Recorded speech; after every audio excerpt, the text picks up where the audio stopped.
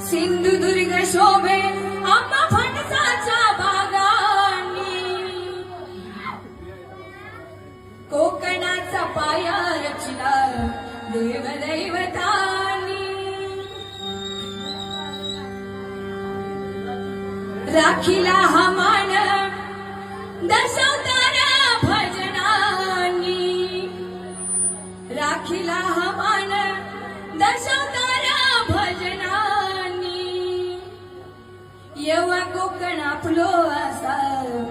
भोले मालवणी, पहा सह्याद्रीचे डोंगर देवादिकांचे माहेर